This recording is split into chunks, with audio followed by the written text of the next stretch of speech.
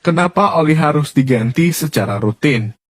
Apa yang terjadi kalau kita nekat tidak mengganti oli mesin? Video ini akan jadi jawabannya.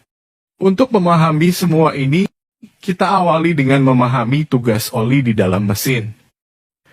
Jadi mesin itu kan isinya piston yang gerak naik turun di dalam silinder.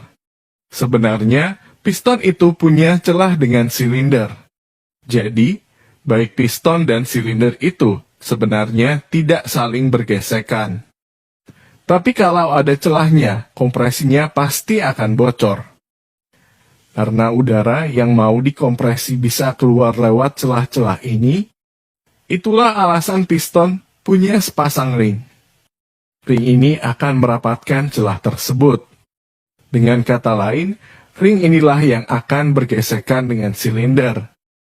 Baik ring piston dengan silinder sama-sama terbuat dari besi. Yang mana kita tahu, kalau besi ketemu besi, pasti gesekannya bisa keluar api. Di sini, oli berperan sebagai penengah.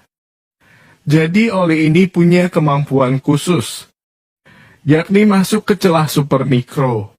Dalam kasus ring piston dan silinder, oli akan masuk di antara dua komponen ini. Sehingga, meski kita melihat ring dan silinder itu bergesekan, tapi nyatanya ada lapisan oli tipis di tengah-tengahnya. Itulah yang membuat ring piston bisa bergerak naik turun dengan licin tanpa menimbulkan gesekan. Ketika terjadi pembakaran, maka ada material sisa pembakaran yang melekat pada dinding silinder. Ketika piston bergerak ke atas, maka material sisa pembakaran yang ada pada dinding silinder bisa bercampur dengan oli yang ada di dalam ruang engkol. Material sisa pembakaran ini memang jumlahnya sangat sedikit. Tapi dalam 1 menit saja, bisa terjadi hingga ribuan kali pembakaran. Jadi kalau diakumulasi dalam jangka panjang, material sisa pembakaran ini bisa mengubah warna oli jadi lebih hitam.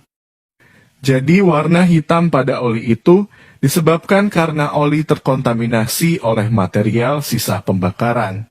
Dan ini normal. Kenapa oli harus diganti secara rutin? Apa yang terjadi kalau kita nekat tidak mengganti oli mesin?